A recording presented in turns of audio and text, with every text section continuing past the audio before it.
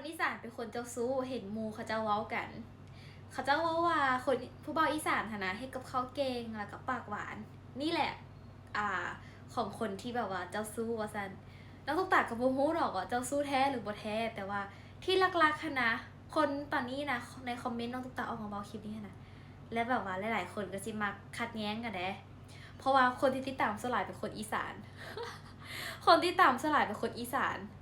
พอน้องตุ๊กตามาเว้าเรื่องนี้ล่ะป้าดคนอีสานเพิ่นนี่เดือดร้อนแฮงเลยได้ว่าอุ้ยคนอีสานกะ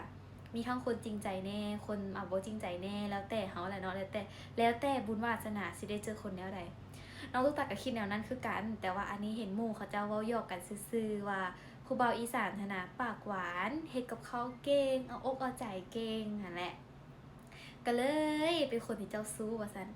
แท้จริงแล้วอะน่ะ รู้สึกว่าเพิ่นบ่ได้เป็นคนจะสู้ได้เบิ่งทรงขนาดแต่ว่าผู้หญิงเขาเจ้ามักผู้ชายแบบนี้หลายก่อนและผู้หญิงเขาเจ้าจะเข้าหา